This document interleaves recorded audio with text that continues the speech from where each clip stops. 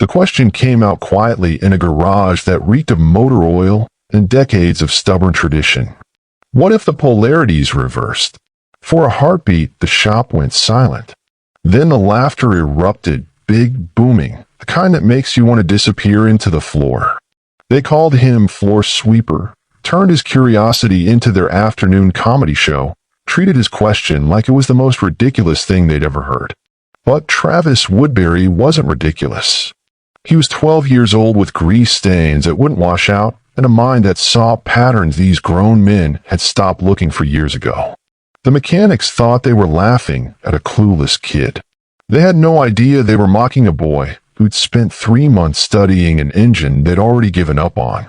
And they definitely didn't know that the quiet kid in the corner was about to prove that their junk prototype was actually revolutionary technology that powerful corporations had tried to bury forever. Before we go further, I'd love to know where you're watching from today. And if you're enjoying these stories, make sure you're subscribed. The autumn air in Detroit's east side carried the smell of exhaust fumes and rusted metal. Hartwell's Auto Repair sat wedged between a shuttered factory and a chain-link fence, a squat brick building with 2 garage bays and a hand-painted sign that had faded from red to pink over the years. Inside, the concrete floor was stained with oil patterns that told stories, decades of leaks, spills, and the kind of grime that becomes part of the foundation. Tools hung on pegboards like metallic constellations. Engine blocks sat on workbenches in various states of disassembly. A radio in the corner played classic rock, barely audible over the pneumatic hiss of the air compressor and the clang of wrenches hitting metal. In the middle of all this noise and machinery and masculine confidence stood a boy who looked completely out of place. His name was Travis Woodbury, and he was 12 years old. Thin in a way that suggested growth, spurts his appetite hadn't caught up to yet. His hands were already dark with grease despite the early afternoon hour. The cuffs of his too large work shirt rolled up past his elbows. While mechanics around him joked and argued and called out measurements, Travis stayed in the margins. He watched. He studied. He absorbed everything like his brain was a hard drive recording data it was never supposed to access. He wasn't supposed to be here at all. Not officially. Hartwell's didn't hire kids, and they certainly didn't run some kind of after-school program. Travis was here because his mother, Clara Woodbury, worked double shifts as a nurse at Detroit Mercy Hospital. She started at 6 a.m. and didn't clock out until after 8 p.m. on her long days. Leaving a preteen boy alone for 14 hours in their neighborhood wasn't a risk she was willing to take. So she'd asked, practically begged, the shop owner, a gruff man named Big Mike Hartwell with calloused hands and a soft spot he tried to hide, if her son could just sit in the corner after school. Stay out of the way. Do his homework. Be somewhere with adult supervision. Big Mike had agreed, but with conditions. The boy didn't touch the expensive equipment. He could sweep if he wanted, organize the tool cart, maybe fetch wrenches, but the real work, the diagnostics, the engine rebuilds, the stuff that paid the bills, that was for trained mechanics. Travis had agreed to those terms 7 months ago. But Travis Woodbury had a problem with rules that didn't make sense. And an even bigger problem with engines that didn't work the way they were supposed to. For the past 3 months, sitting in that corner with his worn spiral notebook and a mechanical pencil, Travis had been doing something the mechanics had stopped doing after day 2. He'd been studying the prototype. It had arrived on a Tuesday in July, delivered by a shipping company nobody recognized, in a wooden crate with no paperwork except a faded label from a storage facility in Dearborn. No purchase order. No client name. Just a cryptic handwritten note that said, "For the next generation." The mechanics had been excited at first. Maybe it was valuable. Maybe some estate sale find or a collector's piece they could flip for cash. Big Mike had crowded around with Danny and Curtis, the shop's 2 other full-time mechanics, as they pried open the crate with crowbars. What they found didn't make sense. The engine was roughly the size of a standard 4-cylinder automotive block, but everything about it was wrong. No spark plugs. No fuel injection system. No carburetor or intake manifold. Instead, thick copper coils wrapped around each cylinder like metallic snakes. Strange crystalline components jutted from the block at odd angles, catching the overhead lights and throwing rainbows across the oil-stained floor. Some kind of electric motor, Curtis had guessed, scratching his gray beard. But it was too heavy for that. And it had cylinder compression chambers, which electric motors didn't have. Jump from some mad scientist, Big Mike had declared. But let's see if it runs. They tried for 3 days. Connected it to the shop's power supply. Attempted jump starts. Checked every connection they could identify. The engine had remained stubbornly, completely dead. By day 4, it had been shoved to the back corner of the bay, covered with a tarp and forgotten. Just another piece of weird junk they'd eventually haul to the scrapyard. But Travis hadn't forgotten. While the mechanics worked on the cars that actually paid the bills, brake jobs, transmission repairs, oil changes, Travis had sat cross-legged on the floor next to that engine, notebook open, studying it with the intensity of an archaeologist examining an alien artifact. He noticed things. The copper coils weren't randomly placed. They followed a precise geometric pattern. The crystalline components weren't decorative. They were positioned at exact intervals along the cylinder walls. And most importantly, the wiring that connected everything ran in a direction that seemed backward. Travis had learned about electromagnetic induction in a YouTube video 3 months ago. He'd fallen down a rabbit hole of physics lectures meant for college students, watching them late at night on his phone while his mother slept. He'd learned that moving magnets near coiled wire could generate electricity, that alternating magnetic fields could create force, that polarity, the direction current flows, mattered more than anything. Looking at this engine, Travis had developed a theory. A wild, probably wrong, definitely going to get him laughed at theory. This wasn't a traditional combustion engine. It was an electromagnetic induction engine. It didn't burn fuel. It generated rotational force by creating controlled magnetic fields that pushed and pulled against each other. The crystalline components were probably rare earth magnets or some kind of field modulators. The copper coils were the generators and the motors, all in one. And if Travis was right, if he was actually impossibly right, then the reason it wouldn't start was simple. Someone had wired it backward. The polarity was reversed. For 3 months, Travis had kept this theory to himself. Because he was 12. Because he was the kid who sweeps floors. Because the last time he'd suggested something mechanical to Big Mike, the man had patted his head like he was a puppy and said, "That's cute, kid." But today, Friday afternoon, with the mechanics gathered around the engine discussing whether it was worth the gas money to haul it to the scrapyard, Travis couldn't stay quiet anymore. He'd stood up from his corner, notebook clutched in his grease-stained hands, and walked over to where the 3 mechanics stood around the uncovered engine. "Can I ask something?" His voice had come out smaller than he'd intended. Big Mike had glanced down, surprised. "What's up, kid?" Travis had taken a breath. What if the polarity's reversed? What if it's not supposed to combust fuel? What if it's an induction engine that generates power from electromagnetic resonance? The words had hung in the air for exactly 2 seconds. Then Big Mike's face had split into a grin. The floor sweepers got a theory, boys. Danny had laughed so hard he'd had to lean against the workbench. "Kid, you don't even know what half those words mean." Curtis, at least, had tried to be kind. "Travis, son, this is advanced mechanical engineering. You should stick to your homework. Go sweep something," Danny had added, wiping tears from his eyes. Travis's face had burned. His chest had felt tight. He turned and walked back to his corner, the sound of their laughter following him like smoke. But even as he'd sat down, even as he'd felt the familiar shame of being dismissed, being made small, being reminded that he was just a kid who didn't belong, even then Travis Woodbury had known something with absolute certainty. He was right. And tonight, when the shop was empty and the mechanics were home with their families, Travis was going to prove it. The morning routine had become as predictable as the sunrise. Clara Woodbury's ancient Honda Civic would pull up to Hartwell's Auto Repair at exactly 7:42 a.m., idling rough because the engine mounts were shot and she couldn't afford to fix them. Travis would climb out of the passenger seat with his backpack, too heavy with library books about electrical engineering that his 6th-grade teacher didn't assign, and his mother would lean over, her nurse's scrubs already wrinkled from the morning rush. "You be good. She'd say the same words every morning, delivered with an apologetic smile that made Travis's chest ache. She was sorry. Sorry she couldn't afford after-school programs or babysitters. Sorry his childhood involved sitting in an auto shop instead of playing video games with friends. Sorry that being a single mother with hospital bills and rent in Detroit meant her 12-year-old spent more time with grown men and engine grease than with kids his own age.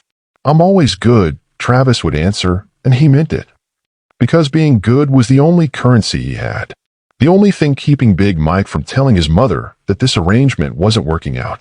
She'd drive away, and Travis would push through the side door into the shop, with a smell of coffee mixed with motor oil, and the radio was already playing classic rock too loud for 7 in the morning. Big Mike would be there. Always there, a mountain of a man with a shaved head, a graying goatee, and hands like catcher's mitts. He'd nod at Travis, not unfriendly, not warm, just acknowledgement that the kid had arrived. "Mornin', little man," he'd say, the same greeting every day, and Travis had learned that little man wasn't meant as respect. It was what you called a mascot, a pet, something cute that didn't quite count as human yet. Travis would nod back, drop his backpack in the corner that had become his designated space, and get to work on the tasks that were his unofficial job description. Sweep the base. Organize the tool cart that Danny always left in chaos. Wipe down workbenches. Fetch wrenches when asked. Stay out of the way when not needed. By the time Danny rolled in around 8:30, always late, always with an excuse, and Curtis shuffled through the door at 9, the shop would settle into its daily rhythm. Cars would arrive with problems. Customers would complain about prices. The mechanics would diagnose, debate, and occasionally argue about the best way to fix something. And Travis would watch. He'd learned quickly that Hartwell's auto repair was struggling in ways the mechanics try to hide. The neighborhood around them had been dying slowly for years. The auto plants that once made Detroit the Motor City had closed or moved. The people who remained drove cars until they literally couldn't drive anymore, then paid for the cheapest possible repairs, usually in cash, sometimes in installments. Big Mike kept the lights on through sheer stubbornness and a reputation for honest work. Danny stayed because jobs were scarce, and at least this one paid weekly. Curtis, who had to be pushing 70, worked because his pension from Ford had evaporated in the 2008 collapse, and sitting at home meant thinking about money he didn't have. They were good men, Travis had learned. Tired men. Men who'd spent their lives working with their hands in a city that increasingly had no use for that kind of work. They complained about the government, about young people who couldn't change their own oil, about how cars used to be simpler before computers got involved. But they also gave customers breaks they couldn't afford. Let single mothers pay half now and half later. Fixed cars for elderly neighbors without charging labor. They were keeping a community running on razor-thin margins and fading hope. Travis understood this. He saw the way Big Mike stared at the bills stacked on his desk when he thought no one was watching. Heard Danny on the phone negotiating with his landlord for an extension. Noticed how Curtis brought his lunch from home, usually a sandwich and an apple, because spending money on food meant less money for his wife's medications. The prototype engine that had arrived in July had represented something to them, at least initially. Maybe money. Maybe a mystery worth solving. Maybe just something different in the grinding sameness of brake pads and oil changes. But when it refused to start, what proved to be more puzzle than payday, it had become just another piece of junk taking up space in a shop that barely had room to breathe. For Travis, though, that engine had become something else entirely. It had become a test. A challenge. A door that was locked but not sealed. And every day that he sat in his corner, watching mechanics work on cars they understood, he was studying the one thing in the shop that nobody understood at all. He was patient. He was invisible. And he was learning. It arrived on a Tuesday in late July, the kind of humid Detroit summer day, when the heat rose off the pavement in visible waves, and the bay doors stayed open just to create the illusion of a breeze. Travis had been organizing spark plugs by size when he heard the rumble of the flatbed truck pulling into the lot. Big Mike had walked out, squinting against the sun, and signed for a delivery he hadn't ordered. The driver, a kid who couldn't have been much older than 20, wearing a uniform from a shipping company none of them recognized, had simply pointed to the wooden crate strapped to his flatbed and says this is the place. I didn't order anything, Big Mike had protested, but the driver was already unhooking the straps, already lowering the crate onto the concrete with the hydraulic lift. He'd handed over a clipboard, gotten a signature, and driven off before anyone could argue further. The crate sat there in the afternoon heat like a mystery wrapped in plywood. It was roughly 4 feet long, 3 feet wide, 2 feet tall. The wood was weathered, the kind that had spent years in storage, and the only marking was a faded shipping label from a facility in Dearborn. No return address. No customer name. No invoice or paperwork clipped to the outside. Just a small piece of paper tucked under one of the metal bands, with 5 words written in careful handwriting, for the next generation. Danny had read it aloud and laughed. The hell does that mean? Curtis had grabbed a crowbar. Only one way to find out. Travis had watched from his corner as the 3 mechanics crowded around the crate, their curiosity overriding the mystery of how it had arrived. Maybe it was valuable. Maybe some estate sale find or a wealthy collector who'd meant to ship it elsewhere. Maybe, just maybe, it was something they could sell for actual money.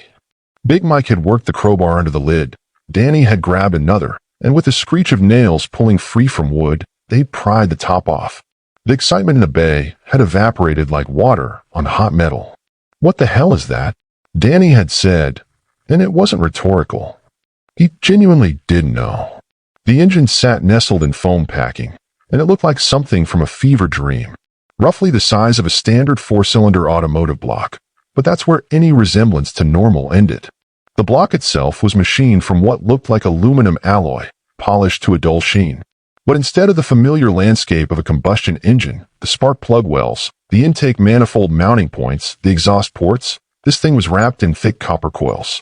They spiraled around each cylinder like mechanical vines, secured with precision brackets, gleaming under the fluorescent lights. Between the coils, jutting from the block at seemingly random angles, were crystalline components the size of Travis's thumb. They caught the light and fractured it into rainbows, some kind of synthetic crystal or rare mineral none of them recognized. Is that a quartz? Curtis had wondered aloud, reaching out to touch one of the crystals. Don't know what it is, Big Mike had muttered, circling the crate slowly. But it sure as hell ain't a normal engine.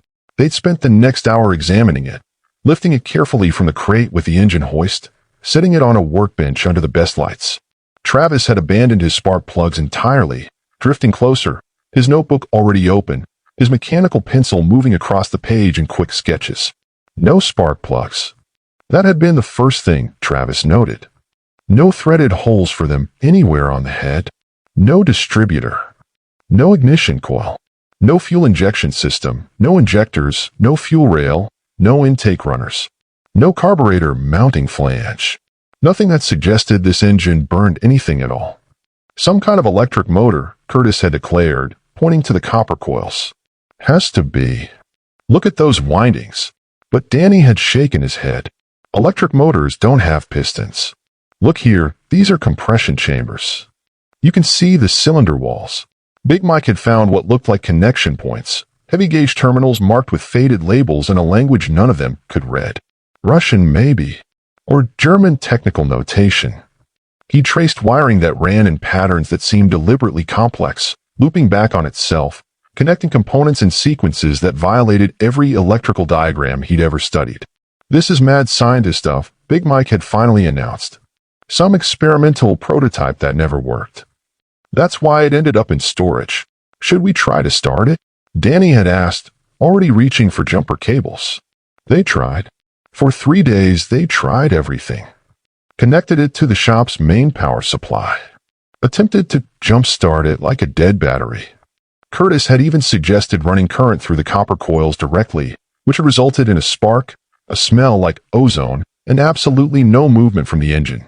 By day 3, the initial excitement had curdled into frustration. Big Mike had declared it a waste of time.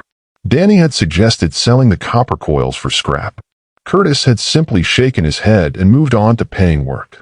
They'd shoved it to the back corner of Bay 2, thrown a tarp over it, and effectively forgotten it existed. But Travis hadn't forgotten. While mechanics dismissed it as junk, Travis had filled 7 pages in his notebook with observations. He'd sketched the coil patterns from memory, noted the precise angles of the crystal components, traced the wiring paths with his finger, trying to understand the logic. Why is it wired backward? He'd asked on day 2, more to himself than anyone else. Big Mike had overheard. It ain't wired backward, kid. It's just wired wrong. That's why it don't work. But Travis had stared at those copper coils, at the way they spiraled in directions that seemed intentionally reversed, and thought, what if backward is the point? 3 months had passed since the engine arrived, and it had become part of the landscape, just another forgotten piece of equipment gathering dust in the corner of Bay 2. September had turned to October, the Detroit heat had given way to crisp autumn air, and the tarp covering the prototype had collected a fine layer of grime from the daily work happening around it. Travis had spent those 3 months doing what he did best, watching, learning, and filling his notebook with theories that grew more detailed with each passing week. He'd learn about electromagnetic induction from YouTube videos meant for college physics students. He'd read Wikipedia articles about electric motors and generators until his phone battery died. He even checked out a book from the library titled Principles of Electromagnetism that was so dense with equations he could only understand about 30% of it. But that 30% had been enough to build a theory. A wild, probably impossible theory that kept him awake at night, staring at his ceiling and running through the logic again and again. Friday afternoon arrived at the particular exhaustion that comes at the end of a long week. Big Mike was filling out invoices at his cluttered desk. Danny was underneath the Chevy Impala replacing a leaking oil pan, and Curtis was on his phone trying to source a used transmission for a customer who couldn't afford a new one. The prototype sat in its usual corner, still covered by the tarp that hadn't been moved in weeks. "We should haul that thing to the scrapyard," Danny called out from under the Impala. "It's taking up space we could use." Big Mike had looked up from his paperwork, glanced at the covered engine, and nodded slowly. "Yeah, you're right. Copper alone's probably worth $50. More than we'll get keeping it here. I can take it Saturday morning," Curtis offered. Got the truck anyway. Travis had been sweeping near the tool cart, the same task he did every afternoon, but his hands had stopped moving. 3 months of observation. 3 months of study. 3 months of building a theory he kept locked inside his head because he was 12 years old and nobody asked 12-year-olds to solve engineering problems that had stumped grown men. But if they scrapped it, if they cut it apart for copper wire and threw the rest in a metal recycling bin, he'd never know if he was right. The broom handle felt slippery in his suddenly sweating palms. His heart was hammering against his ribs. Every instinct told him to stay quiet, stay invisible, stay in his lane. But his mouth moved anyway. "Can I ask something?" The words came out smaller than he'd intended, barely audible over the compressor running in the corner. But Big Mike heard. He looked up from his desk, surprised to hear Travis's voice directed at him rather than mumbled to himself. "What's up, kid?" Travis took 3 steps toward the covered engine, his notebook clutched against his chest like a shield. He could feel Danny sliding out from under the Impala to see what was happening. Could sense Curtis turning away from his phone call. "That engine," Travis said, his voice gaining a little strength. "What if the polarity's reversed? What if it's not supposed to combust fuel? What if it's an induction engine that generates power from electromagnetic resonance?" For exactly 2 heartbeats, the shop was silent except for the hiss of the air compressor. Then Big Mike's face split into a huge grin. "The floor sweepers got a theory, boys." The laughter that erupted felt like a physical blow. Danny laughed so hard he had to brace himself against the Impala's bumper, his shoulders shaking. Curtis tried to be kind. His smile was at least apologetic, but he was still smiling. "Travis, buddy," Big Mike said, walking over and putting one massive hand on Travis's shoulder with the kind of condescending affection you'd give a puppy that had done something cute. "Kid, you don't even know what half those words mean. Electromagnetic resonance? Where'd you even hear that?" "I read about it," Travis said quietly, his face burning. "It's when alternating magnetic fields create rotational force without—" Danny cut him off. "Go sweep something, kid. This is advanced mechanical engineering." "You're what, 12? 12 and a half, Travis heard himself say, and immediately wished he hadn't because it made Danny laugh even harder. Curtis at least tried diplomacy. "Son, this is real complex stuff. Not the kind of thing you can figure out from sweeping floors and watching us work. These are principles that take years of training to understand." "But the coils are wound backward," Travis insisted, his voice cracking slightly. "The polarity's reversed on every connection. If you just switched—" "Travis." Big Mike's voice had gotten firmer, the friendly facade dropping. "We appreciate your interest, we do. But we tried everything on that engine. Everything. It's junk. Mad scientist junk that don't work, never worked, and ain't gonna work because some kid thinks he figured out something 3 grown mechanics missed." The dismissal was complete. Final. Big Mike had already turned back to his desk. Danny had already slid back under the Impala. Curtis had already returned to his phone call about the transmission. Travis stood there for 5 seconds that felt like 5 hours, his face hot with shame, his chest tight with humiliation. His notebook felt heavy in his hands, all those pages of observations and sketches and theories suddenly worthless. He turned and walked back to his corner, picking up the broom with hands that shook slightly. The sound of their conversation resuming, casual, already moving past his interruption like it had never happened, felt worse than the laughter had. Saturday morning, Big Mike confirmed. "We'll scrap it." Travis swept the same spot he'd already swept 3 times, his eyes burning, his mind racing. They thought he was stupid. They thought he was a kid playing at understanding things beyond him. They'd laughed at him the way adults laugh at children who say they want to be astronauts or presidents, indulgent, dismissive, certain that reality would teach him better eventually. But Travis knew something they didn't. He knew it with the same certainty. He knew his own name. He was right. And if they were going to scrap the engine Saturday morning, that meant he had exactly one chance to prove it. Tonight, Travis lay in his narrow bed, staring at the water stain on the ceiling that looked like a map of somewhere he'd never been. The digital clock on his nightstand read 1:47 a.m. in angry red numbers. His mother had left for her night shift at 10, kissing his forehead and reminding him to lock the door behind her, trusting him the way she always did because she had no other choice. He told her he was fine, told her to have a good shift, told her he'd see her in the morning. He hadn't told her he was planning to break into an auto shop in the middle of the night to prove he was right about an engine that 3 grown mechanics had declared impossible. At 1:58 a.m., Travis threw off his blanket and got dressed in the dark. Jeans, hoodie, the sneakers he'd already positioned by his bedroom door. He grabbed his backpack, notebook inside, along with a flashlight. He checked twice to make sure the batteries worked. His hands were shaking slightly as he zipped it closed. This was crazy. This was the kind of thing that got kids grounded for months. That got mothers fired when their sons turned out to be breaking and entering in the middle of the night.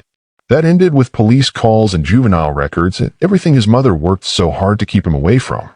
But if he didn't do this, they'd scrap the engine tomorrow. Cut it apart. Turn revolutionary technology into $50 of recycled copper. Travis unlocked the apartment door as quietly as possible, stepped into the hallway, and locked it behind him. The building was silent except for a television playing somewhere on the 2nd floor and the distant sound of traffic on the main road. His bike was chained in the rack outside. The October air bit through his hoodie immediately, cold enough that his breath came out in small clouds. Detroit at 2 in the morning was a different city than Detroit in daylight, emptier, darker, full of shadows that could be anything. Travis pedaled through streets he knew by heart, staying under streetlights when he could, pumping his legs faster through the stretches of darkness between them. A police car passed going the opposite direction, and his heart nearly stopped, but didn't slow, didn't turn around, just kept moving through the night on whatever business occupied cops at 2 a.m. Hartwell's auto repair looked different in the dark. Smaller somehow. More vulnerable. The chain-link fence that surrounded the lot cast diamond-patterned shadows across the pavement. The security light above the office door created a small pool of illumination that made everything beyond it seem darker by comparison. Travis knew where Big Mike hid the spare key, under a fake rock near the back door that was so obviously fake that it might as well have had "hide a key" stamped on it. He'd watched Big Mike use it a dozen times when he forgot his main set. His hands fumbled with it now, cold and nervous, nearly dropping it twice before he got it into the lock. The door opened with a click that sounded impossibly loud in the silence. Inside, the shop was eerie in a way it never was during business hours. The familiar smells were still there: motor oil, metal, that particular chemical scent of brake cleaner and degreaser, but without the sound of life, without the radio and the air compressor and the voices of men who filled the space. The shop felt like a mechanical graveyard. Travis pulled out his flashlight and clicked it on. The beam cut through the darkness, catching the shapes of engine hoists hanging from their chains, workbenches covered in tools. Then Paula Danny had been working under still up on the lift. And in the far corner of Bay 2, the tarp-covered shape of the prototype. Travis approached it the way you'd approach something sacred or dangerous or both. His flashlight beam preceded him, sweeping across the floor, checking for obstacles. When he reached the engine, he pulled the tarp off in one motion, letting it fall to the side. There it was. copper coils gleaming dully in the flashlight beam, crystalline components catching the light and scattering it. The same engine that had defeated 3 experienced mechanics, now sitting silent and patient under his scrutiny.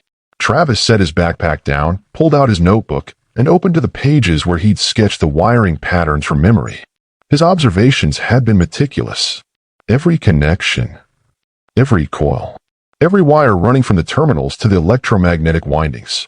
Working by instinct and 3 months of study, Travis began tracing the actual wiring with his fingers, comparing it to his sketches.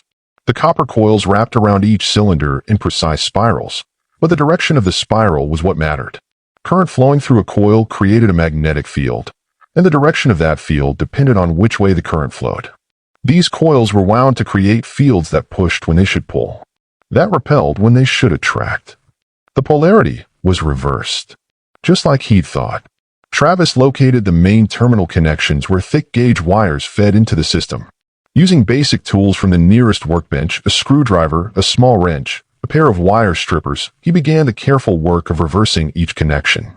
It was delicate work, the kind that required steady hands and absolute focus. One coil at a time. Loosen the connection. Swap the positive and negative terminals. Tighten it back down. Check the next coil. Repeat. His flashlight rested on the workbench, pointed at his workspace, creating a small circle of illumination while the rest of the shop remained in darkness. Sweat gathered on his forehead despite the cold. His fingers ached from working the small connections. Twice he dropped a screw and had to search for it on the oil-stained floor, his heart racing at the lost seconds. The clock in his head kept ticking. His mother's shift ended at 6:30. She'd be home by 7. He needed to be back in his bed, looking like he'd slept there all night, before she walked through that door. 3 hours passed in a state of focused intensity. Travis worked methodically through each connection, cross-referencing his notebook, double-checking his work. The crystalline components remained mysteries. He didn't touch those, didn't understand their purpose yet. But the electrical connections, the polarity reversals, those he could fix. At 5:12 a.m., Travis tightened the last connection and sat back on his heels, his back aching, his hands cramping. The engine looked exactly the same as when he'd started. No visible difference. No obvious change. But the wiring was correct now. The polarity matched what it should be for an electromagnetic induction system. If his theory was right, if he actually understood what he thought he understood, this engine would run. Travis carefully replaced the tarp, making sure it fell in the same careless way it had before. He gathered his tools, returned them to the exact spots he'd taken them from, used a rag to wipe down the terminals he touched, left no trace except the small adjustments invisible to anyone who wasn't specifically looking for them. At 5:28 a.m., Travis locked the back door, replaced the fake rock over the spare key, and pedaled home through streets that were just beginning to show the first gray hints of dawn. He made it back to his apartment at 5:51 a.m., locked the door, stripped off his hoodie, and climbed into bed with his clothes still on. When his mother came home at 7:03, she found him asleep, his breathing slow and steady, looking exactly like a 12-year-old boy who'd spent the night safely in his bed. She never knew he'd been gone. Saturday morning arrived cold and clear, the kind of October day where you could see your breath, but the sun promised to burn off the chill by noon. Big Mike pulled into Hartwell's at 6:47 a.m., earlier than usual for a weekend, his pickup truck rumbling in the quiet lot. He had a thermos of coffee, a plan to load the prototype into his truck bed, and a scrapyard that opened at 8. $50 for the copper. Maybe $75 if he haggled. Not much, but better than letting it collect dust. He unlocked the bay door and hit the button to raise it manually, the metal rolling up on its tracks with a familiar grinding sound. The morning light spilled into the shop, catching dust motes floating in the still air. Everything was exactly as they'd left it Friday evening. Tools on benches, the Impala still on the lift, the tarp-covered prototype in the corner of Bay 2. Big Mike walked over to it, pulling the tarp off and letting it fall to the floor. The engine sat there looking exactly as inscrutable as it had for 3 months. Copper coils. Strange crystals. Wiring that made no sense. A puzzle they'd given up trying to solve. He stood there for a moment, hands on his hips, staring at it. Something about scrapping it felt wrong. Not morally wrong, just incomplete. Like throwing away a book you'd only read half of. Like giving up on a mystery before you'd even understood the question. On a whim, or maybe out of respect for the hours they'd wasted trying to understand this thing, or maybe because it was early and he was feeling sentimental in the way men sometimes do before they've had enough coffee, Big Mike decided to try one more time. Just once. One last attempt before cutting it apart.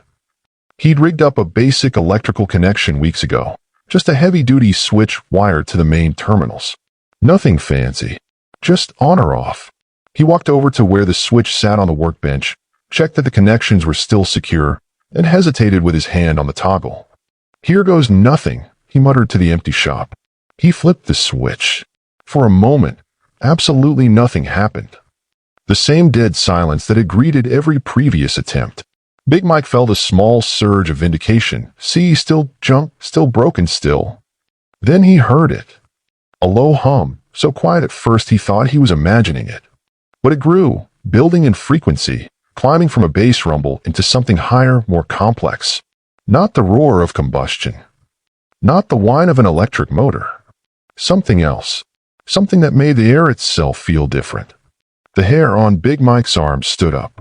The atmosphere in the bay had changed, become charged, like the moment before a lightning strike. He could feel it on his skin, taste it in the back of his throat, ozone and electricity and something that made his fillings ache. The overhead fluorescent lights flickered. Once, twice, then began strobing in a pattern that seemed to pulse in time with a hum from the engine. And then, impossibly, the bay doors began to move. Not the door he'd opened manually. The other one. Bay 2's massive rolling door, which was closed, locked, and definitely not connected to any power source that was currently active. It began sliding open on its tracks, smooth and steady, as if operated by an invisible hand. Big Mike stood frozen, his mind trying to process what his eyes were seeing. The door was metal, heavy steel, and aluminum. And it was moving because the electromagnetic field. The engine was generating a field so powerful it was interacting with the metal door, pushing against it, using the door itself as part of its system. The copper coils wrapped around the cylinders weren't just decorative. They were creating alternating magnetic fields that pulsed outward in waves, and those waves were physically moving metal. The bay door rolled fully open, morning sunlight flooding in, and the engine continued its low, building hum. The crystalline components were glowing now, faintly, catching and refracting light in patterns that seemed to shift and move. Curtis's truck pulled into the lot at that exact moment. He'd come early to help load the engine, same as Big Mike. But he stopped in the driveway, staring through his windshield at the open bay door, at Big Mike standing motionless in the middle of the shop, at the strange light coming from the corner where the prototype sat. Curtis got out slowly, walking into the bay like a man approaching something he couldn't quite believe was real. "Mike?" His voice was cautious. "What's going on?" "It's running," Big Mike said, his voice hollow with shock. "The engine? It's running." "Running on what?" "We didn't connect it to fuel, we didn't." "It's not running on fuel, Curtis." Big Mike turned to look at the older mechanic, and his expression was somewhere between awe and fear. "It's running on nothing." Or not nothing. Electromagnetic induction. It's pulling energy from the Earth's own magnetic field and converting it into rotational force. Danny's car squealed into the lot, moving too fast, braking hard. He must have seen Curtis's truck and figured something was happening. He burst through the bay door, coffee in hand, his eyes wild. "What the hell? Why is the door?" He stopped mid-sentence, staring at the glowing, humming engine. The coffee cup slipped from his fingers and exploded on the concrete floor, brown liquid spreading across the oil stains. Nobody noticed. Nobody moved to clean it up. Curtis walked closer to the engine, one hand outstretched like he was approaching a wild animal. "Lord have mercy," he whispered. "It's actually working." "How?" Danny's voice cracked. "We tried everything. 3 days we tried to start this thing, and it was dead. Completely dead. What changed?" Big Mike's mind was racing through the timeline. Friday evening they'd left it covered and forgotten. Saturday morning he'd walked in, flipped the switch, and it had started immediately. Like someone had fixed it. Like someone had known exactly what was wrong and corrected it. His eyes drifted to the corner where Travis usually sat. The empty corner. Because it was Saturday, and the kid wouldn't be here until Monday. The kid who'd asked that impossible question yesterday. The kid they'd laughed at. What if the polarities reversed? Big Mike's mouth went dry.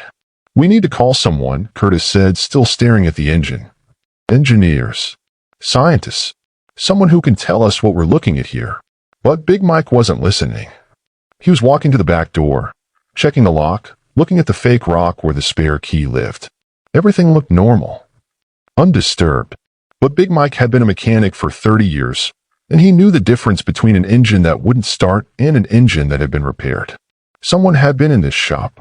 Someone had adjusted the wiring, reversed the polarity, fixed what 3 experienced mechanics had declared unfixable. Someone who was 12 years old and smarter than any of them had given him credit for. The engine continued its song. The bay door stood open to the morning, and Big Mike felt something he hadn't felt in years. Wonder. And just beneath it, the uncomfortable weight of being completely, utterly wrong. The figure appeared in the open bay doorway so suddenly that for a heartbeat Big Mike thought she was a trick of the light, a shadow cast by the morning sun, a hallucination brought on by the impossible thing humming in the corner. But then she moved, stepping forward into the bay, and became solid, real, undeniably present. She was a woman in her mid-50s, thin in the way that suggested years of stress rather than intentional effort. Gray, streaked through dark hair pulled back in a hasty ponytail. She wore jeans and a jacket that had seen better days, and her face held an expression Big Mike couldn't quite parse, something between wonder and pain, between hope and grief, like someone seeing a ghost they'd thought was gone forever. "Who activated the prototype?" Her voice shook, raw with emotion that seemed barely contained. The 3 mechanics stared at her. Curtis recovered first, his Midwestern politeness kicking in despite the surreal circumstances. "Ma'am, I don't know who you are, but this is a private."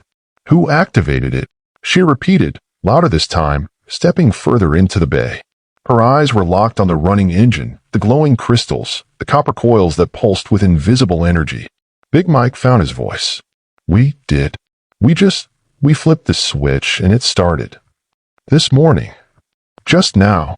The woman's laugh was sharp, almost hysterical. No, you didn't. You couldn't have." She was moving now, circling the engine slowly, like it was a wild animal that might bolt or attack. Her hands trembled as she reached out but didn't quite touch the housing. "This engine requires a specific understanding of electromagnetic theory that took me and my team 5 years to develop. The polarity configuration alone, you need to understand harmonic resonance, magnetic field oscillation, the precise frequency calibration for each coil." She looked up at the mechanics with eyes that were suddenly fierce. "This doesn't just start because someone flips a switch. Someone reversed the polarity. Someone corrected the wiring. Someone knew exactly what they were doing." Danny glanced at Big Mike. Big Mike glanced at Curtis. None of them had done what she was describing. None of them would have known how. "Who are you?" Big Mike asked, his voice harder now, protective instincts kicking in. This was his shop, his space, and this woman had walked in like she owned the place. "Dr. Eleanor Chase." She said it like the name should mean something. When it clearly didn't, she added, "I designed this engine 15 years ago, before it was stolen from my laboratory." The silence that followed was broken only by the hum of the prototype and the distant sound of traffic on the main road. "Stolen," Curtis repeated carefully. "From Genesis Dynamics, 2004. My team spent 5 years developing a revolutionary power system based on electromagnetic induction. This prototype was our proof of concept. The night before we were supposed to present to the Department of Energy, someone broke into our lab and took it." Eleanor's voice had gone flat, reciting facts she'd probably repeated to police, to investigators, to anyone who would listen. "My team was disbanded. Our research was classified. I was blacklisted from the industry. The official story was that the project failed, that the technology wasn't viable. But I knew someone wanted it buried." She turned back to the engine, and her expression softened into something that looked like grief. "I've been searching for this for 15 years. Tracking shipping manifests, storage facility auctions, following any lead I could find. 2 weeks ago, I traced it to a storage unit in Dearborn. But when I got there, it had already been shipped. Here, to this address." Big Mike's mind was reeling. "We didn't buy this. It just showed up. No paperwork, no." "Someone wanted it found," Eleanor interrupted. "Someone who knew what it was and what it could do." Her eyes scanned the shop, taking in the mechanics, the tools, the ordinary working-class garage that had somehow become the repository for revolutionary technology. But none of you activated it. So who? The side door opened. Travis walked in, his backpack slung over one shoulder, moving with the automatic routine of someone who'd done this 100 times. He was looking down at his phone, not paying attention, just another Saturday morning coming to the shop too. He looked up, saw the running engine, saw the open bay door, saw the three mechanics staring at him with expressions he couldn't quite read, saw the strange woman standing next to the prototype, and froze. Eleanor's eyes locked onto him immediately. She saw the grease still embedded under his fingernails despite obvious attempts to scrub them clean, saw the notebook tucked under his arm, corners worn from constant use, saw the guilty recognition in his eyes, though no expression of a kid who'd been caught doing something he shouldn't have. But more than that, she saw the intelligence, the quick assessment of the situation, the way his eyes went immediately to the engine, checking the connections, verifying his work, before remembering to act surprised. "It was you," Eleanor said, her voice barely a whisper. Travis's mouth opened, closed, opened again. I didn't." "How old are you?" Eleanor asked, taking a step toward him. 12, Travis said quietly, then added automatically, 12.5. Eleanor's laugh this time was different, not hysterical, but amazed, delighted, the sound of someone who just discovered something impossible and wonderful. "You're 12 years old and you understood electromagnetic induction well enough to reverse the polarity configuration on a prototype that stumped my entire engineering team for 2 years before we got it right." Big Mike's voice was gentle. "Travis, did you come here last night?" Travis looked at the floor, at his sneakers, at anywhere except the adults staring at him. Finally, in a voice so small it almost disappeared, "You were going to scrap it." "So you broke in," Danny said, but there was no anger in it. "Just all. I used the spare key," Travis clarified, like that made it better. "And I put everything back. I didn't break anything. The wiring was reversed. The polarity was backward. I fixed it." Eleanor had crossed the distance between them and was now crouching to be at Travis's eye level. Her eyes were wet and her voice shook when she spoke. "What's your name?" "Travis." "Travis Woodbury." "Travis Woodbury," Eleanor repeated like she was committing it to memory. "How did you know? How did you figure out something that took trained engineers years to understand?" Travis finally looked up, meeting her eyes. "I watched. I studied. I read everything I could find about electromagnetic induction and magnetic field theory. And I saw." He gestured at the engine. "I saw the pattern, the way the coils were wound, the direction of the current flow. It was backward. So I fixed it." Eleanor Chase, who had lost her career, her reputation, and 15 years of her life to this engine, looked at the 12-year-old boy standing in a Detroit auto shop and smiled through her tears. "You brilliant, impossible child," she whispered. "Do you have any idea what you've done?" Eleanor Chase stood slowly, her knees protesting the movement, and walked back to the running engine. She placed one hand on the housing, feeling the vibration humming through the metal, a sensation she hadn't felt in 15 years but remembered with absolute clarity. "This engine," she began, her voice steady now, falling into the cadence of someone who told this story before but never to anyone who could truly understand, was supposed to change everything. The mechanics had unconsciously moved closer, forming a semicircle around her and the prototype. Travis clutched his notebook against his chest, barely breathing. 15 years ago, I was the lead engineer at Genesis Dynamics' Advanced Propulsion Division. We had funding, brilliant minds, and a mandate to develop the next generation of automotive power systems. Eleanor's fingers traced the copper coils without quite touching them. Everyone else was focused on hybrid systems, incremental improvements to combustion efficiency. But my team, we thought bigger. She looked at Travis. We asked the question nobody was asking. What if we could eliminate fuel entirely? Not reduce it, not make it cleaner, eliminate it. What if we could build an engine that ran on nothing but the planet's own electromagnetic field? Big Mike let out a low whistle. Curtis shook his head in disbelief. Danny had gone pale. "It took us 5 years, Eleanor continued. 5 years of failures, dead ends, equations that didn't work, prototypes that burned out or did nothing at all. The fundamental challenge was harmonic resonance, getting the magnetic fields to oscillate at precisely the right frequency to create sustained rotational force. Too fast and the system would tear itself apart. Too slow and you get nothing. Travis spoke up, his voice quiet but certain. The crystals. They're frequency modulators, aren't they? They regulate the oscillation. Eleanor turned to stare at him, and for the first time since she'd arrived, she smiled, genuinely, without the weight of grief pulling at the corners. Yes. Synthetic piezoelectric crystals. They vibrate at specific frequencies when current passes through them, which stabilizes the magnetic field oscillation. How did you? I didn't understand them, Travis admitted. I didn't touch them. I just knew the wiring was wrong. The wiring was deliberately reversed, Eleanor said, and her smile disappeared. In October 2004, we finally perfected the design. This prototype ran for 72 hours straight without any external power source, generating enough force to power a mid-size vehicle indefinitely. We were 3 weeks away from presenting to the Department of Energy. 3 weeks from changing the entire automotive industry. She paused, and the silence stretched heavy with unspoken weight. And then someone broke into our laboratory. They took the prototype, destroyed our backup data, corrupted our digital files. The break-in was professional. No fingerprints, no witnesses, security footage mysteriously corrupted.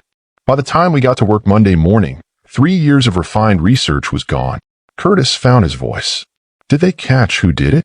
Eleanor's laugh was bitter. The investigation lasted 2 weeks before it was quietly closed. Genesis Dynamics issued a statement saying the project had been discontinued due to technical limitations. My entire team was reassigned or laid off. When I tried to speak out, when I went to journalists and explained what we'd accomplished, I was branded as a disgruntled employee making wild claims about conspiracy theories. Were they? Big Mike asked. Conspiracy theories, I mean. Do the math, Eleanor said flatly. An engine that requires no fuel, produces no emissions, and operates indefinitely with minimal maintenance. Who loses if that technology goes public? The question hung in the air. Travis answered it, his voice small but clear. Oil companies. Gas stations. Everyone who profits from combustion engines. Trillions of dollars, Eleanor confirmed. The entire petroleum industry, automakers who've invested billions in combustion engine infrastructure, parts manufacturers, the whole supply chain. This engine doesn't just compete with them, it makes them obsolete. She turned back to the prototype, and her voice dropped to something that sounded like mourning. I was blacklisted from the industry. Couldn't get hired anywhere, not even teaching positions at universities. I spent 15 years as a technical writer for instruction manuals, searching for this engine in my spare time, following paper trails through storage facility auctions and shipping manifests. Danny spoke up. How'd you find it here? 2 weeks ago, I traced it to a storage unit in Dearborn. The facility was liquidating abandoned units. By the time I got there, it had been shipped out 3 days earlier. But the manager kept records, said a man paid cash to have it delivered to this address. Eleanor walked to where Big Mike's paperwork sat on the workbench, found the original delivery slip they'd kept, and held it up. No return address. No client information. Just this. She pointed to the handwritten note they'd all seen but hadn't thought much about. For the next generation, someone wanted it found, Eleanor said quietly. Someone who knew what it was and knew that Genesis Dynamics, or whoever's pulling their strings, wouldn't be able to stop it once it was out in the open. Once it was activated and running in some random auto shop in Detroit where nobody was looking for it. Travis's voice was barely audible. Did they hurt anyone? Your team, I mean. After the theft. Eleanor met his eyes, and Travis saw something in her expression that made his stomach drop. My lead mechanical engineer was James Trent. Brilliant man, father of 2, loved terrible puns. Eleanor's voice had gone very quiet. He disappeared 3 weeks after the theft. The official story was he'd moved abroad, taken a job in Germany. But his wife swore he'd never leave without his family. The police investigated, found nothing. Eventually, everyone stopped looking. She reached into her jacket pocket and pulled out a folded piece of paper, yellowed with age. 2 weeks ago, the same night this engine was delivered to your shop, I received an anonymous email. Just coordinates to a safety deposit box at a bank in Ann Arbor. Inside was James's research journal, his personal notes on the frequency calibration, and a death certificate dated April 2005. The paper shook slightly in her hands. He didn't move to Germany. He was killed. And whoever did it kept his death hidden for 15 years. The humming of the engine filled the silence that followed, a sound that represented hope and danger in equal measure. Big Mike's voice was rough. So what do we do? Call the police? Go public? Eleanor looked at the three mechanics, then at Travis, this impossible 12-year-old who'd solved in 3 months what had taken her teen years. If we go public, we become targets. Genesis Dynamics is still in business, still powerful, still connected to the same interests that buried this technology once. But if we stay silent, then James died for nothing, Travis finished, his voice stronger now. And the world keeps burning fossil fuels and everyone keeps saying clean energy is impossible when it's literally running right here. Eleanor nodded slowly. That's the choice. Safety or truth? Silence or revolution? She looked at Big Mike. This is your shop. Your decision. But Big Mike was looking at Travis, at the kid they'd laughed at yesterday, the kid who'd risked everything to save an engine nobody else believed in. Ain't my decision to make, he said quietly. Kid's the one who made it work. Seems like he's earned the right to say what happens next. All eyes turned to Travis Woodbury, 12.5 years old, holding a worn notebook and carrying the weight of a future that hadn't been written yet. Travis stared at the death certificate in Eleanor's trembling hands, the paper yellowed and official and impossibly heavy with what it meant. The morning sun streaming through the open bay door felt too bright, too cheerful for the darkness of what they were discussing. Did they kill him? Travis's voice came out smaller than he intended, but he needed to hear her say it. Needed to understand exactly what they were dealing with. Eleanor didn't answer immediately. She carefully refolded the death certificate and tucked it back into her jacket pocket, and in that silence, that terrible, stretching silence, Travis got his answer anyway. Finally, she spoke. James called me the night before he disappeared.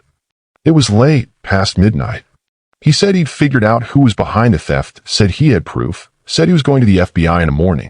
Eleanor's voice had gone flat, the way people sound when they're reciting facts too painful to feel. He never made it to the FBI. His car was found abandoned at a rest stop off I-94. No body. No evidence of foul play. Just gone. Curtis crossed himself, an automatic gesture from a childhood spent in Catholic churches. Danny had gone pale, his usual jokes and commentary completely absent. Big Mike's voice was rough. And you think? I don't think, Eleanor interrupted. I know. James Trent didn't run away. He didn't start a new life in Germany. He discovered something that made him dangerous, and he was eliminated. She looked at each of them in turn, making sure they understood. That's what happens when you threaten trillion-dollar industries. That's what happens when you try to expose the people who buried revolutionary technology to protect their profits. Travis thought of his mother, working double shifts at the hospital. Thought of their small apartment with the water-stained ceiling and the heater that only worked on the highest setting. Thought of his neighborhood where the air tasted like exhaust and kids his age had asthma inhalers in their backpacks. Thought of a world that kept saying clean energy was impossible, impractical, decades away, when the proof was humming in the corner of a struggling auto shop in Detroit. But someone sent it here, Travis said, working through the logic. Someone wanted it found. Someone knew that if it just showed up at some random shop, if it got activated where nobody was looking for it. He looked up at Eleanor. It's harder to bury something once people know it exists. Eleanor nodded slowly. That's what I think too. Whoever sent this, whoever paid cash to have it delivered here with that note, they're trying to get it into the open. They want it public. But they're being careful, staying anonymous, because they know what Genesis Dynamics did to James. So going public is dangerous, Danny said, finding his voice. But keeping quiet means they win. Exactly. Eleanor turned to face Travis directly, and her expression was complicated. Admiration and guilt and something that looked like apology. This engine is proof the technology works. Undeniable, physical proof. If we take this to the media, to independent engineers, to universities, if we demonstrate it publicly where they can't quietly make it disappear, we could change everything. Force the conversation. Make it impossible to bury. But, Travis prompted, because there was definitely a but coming. But the moment we go public, everyone in this room becomes a target. Eleanor's voice was gentle, but unflinching. Genesis Dynamics will come after us. They'll discredit us, sue us, claim we stole proprietary technology. They'll audit our taxes, investigate our backgrounds, dig up every mistake we've ever made. And if that doesn't work, she didn't finish the sentence. She didn't need to. The bay was silent except for the engine's hum and the distant sound of Saturday morning traffic. Travis felt the weight of every eye on him, Big Mike's protective concern, Curtis's worry, Danny's fear, Eleanor's desperate hope. "You're 12 years old," Eleanor said quietly, crouching down again to be at his eye level. "You shouldn't have to make this choice. You should be playing video games and worrying about homework and living a normal childhood. But you're the one who made this engine run. You're the one who understood what 3 grown mechanics and a team of engineers couldn't figure out. So I'm asking you, Travis Woodbury, what do we do?"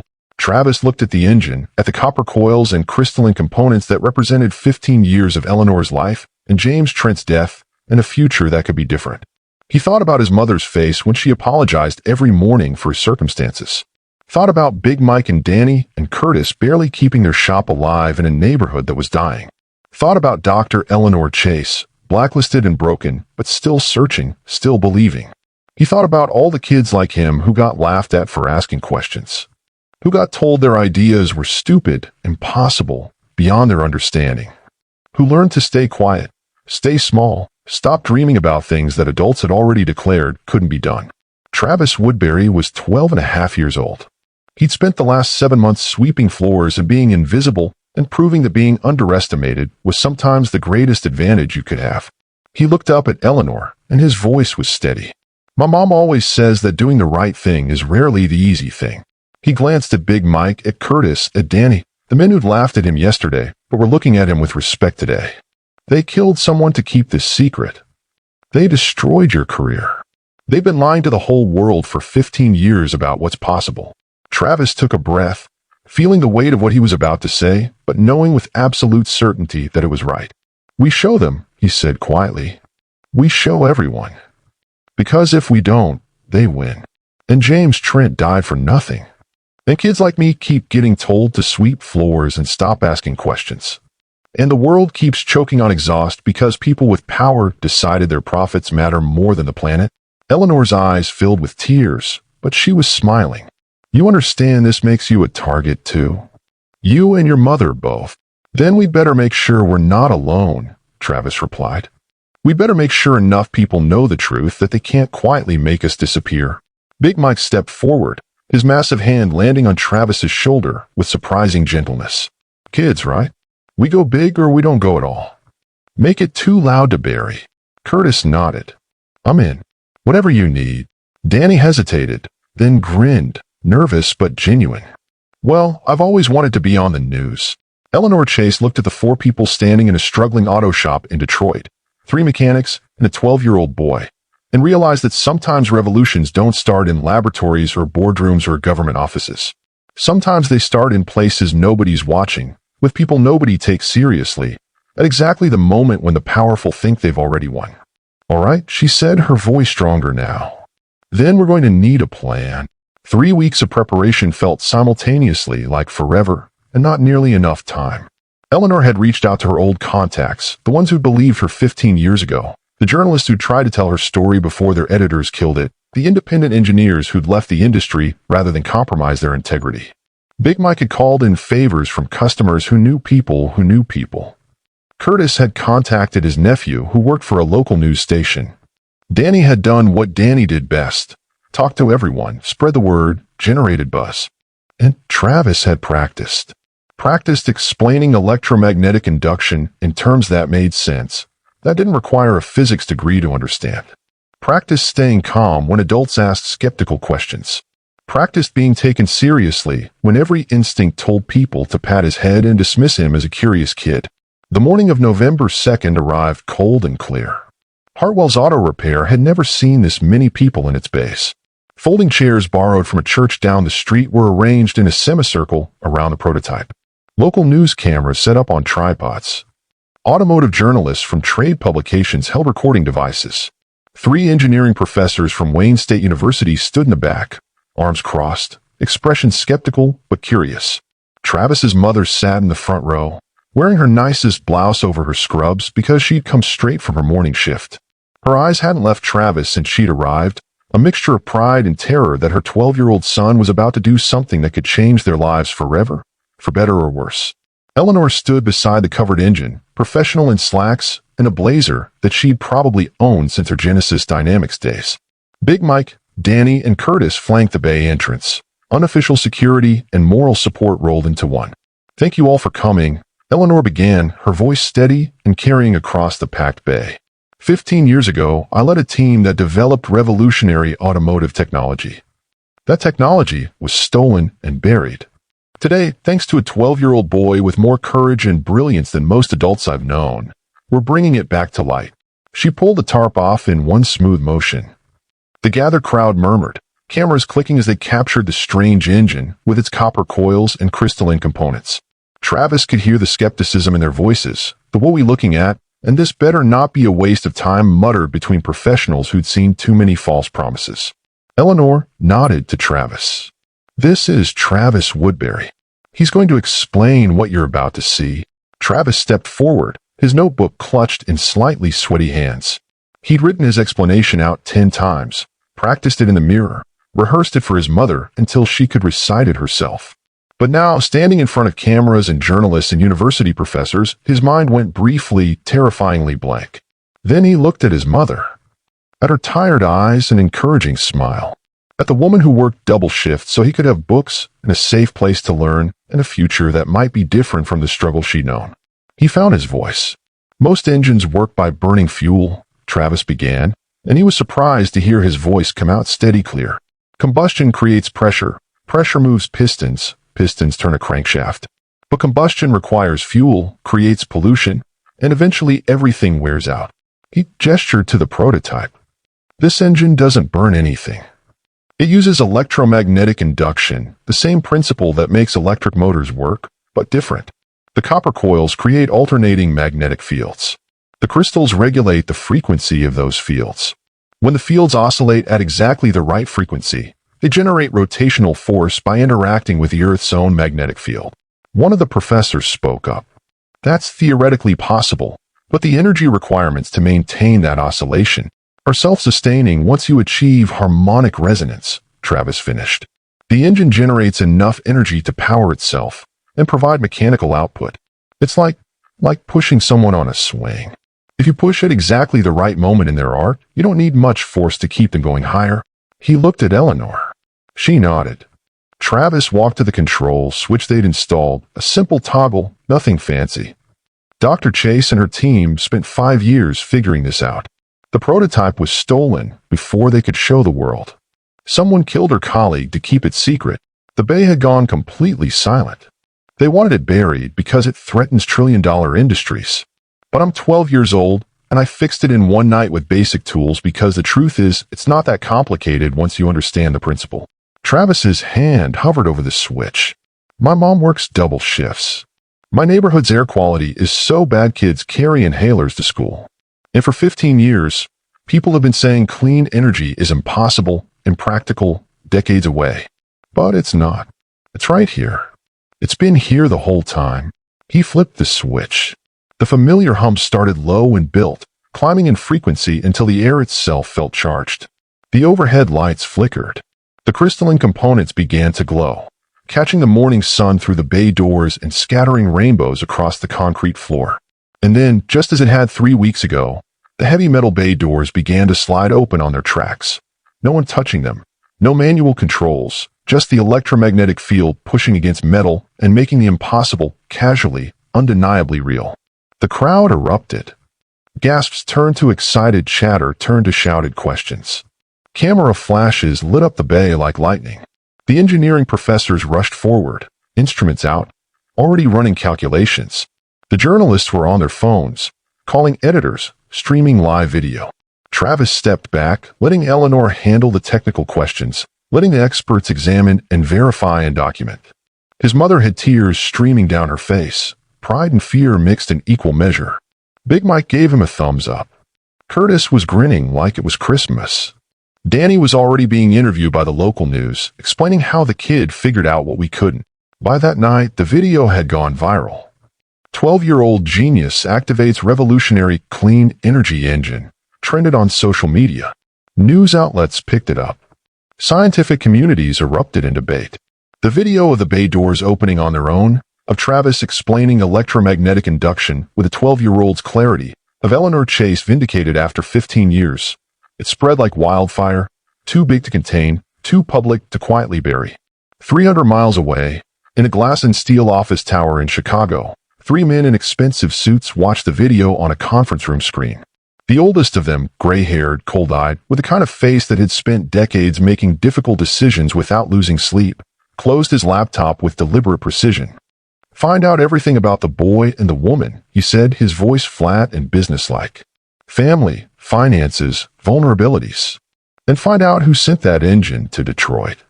Someone's playing games with our property." The youngest executive hesitated. "Sir, it's already viral. Millions of views. If we move against them now, then we move carefully." The gray-haired man stood, straightening his tie. "We've handled problems like this before. The key is patience. Discredit them quietly. Legal pressure. Financial leverage. Make them wish they'd stayed quiet." The camera lingered on the wall behind them, where a corporate logo gleamed in brushed steel, Genesis Dynamics. Below it, a tagline powering tomorrow's world. That night, after the journalist had left and the crowds had dispersed and the reality of what they'd done had settled in, Clara Woodbury tucked her son into bed the way she had when he was small. "You were so brave today," she whispered, kissing his forehead. "Are we going to be okay?" Travis asked, because he was 12 and brilliant but still young enough to need reassurance from his mother. Clara hesitated just a fraction of a second too long. "We're going to be fine. Dr. Chase says she has lawyers' protection. We did the right thing." She left his room, and Travis lay in the dark, listening to the sounds of their apartment building, televisions through thin walls, footsteps on the stairs, the distant hum of traffic. Outside his window on the street below, a black sedan sat with its engine idling. Dark windows. No plates visible in the streetlight. Just sitting there, watching the building, waiting with the patient stillness of people who knew how to make problems disappear quietly, professionally, permanently. The engine hummed. The night stretched on. And somewhere in Chicago, files were being compiled, strategies discussed, decisions made by people who had buried this technology once and had no intention of letting a child and a discredited engineer bring it back to light. The door had opened, but what walked through it remained to be seen. Then, if this story made you think differently about who deserves to be heard, hit that like button and subscribe for more stories about people who refused to stay silent when the world told them to disappear.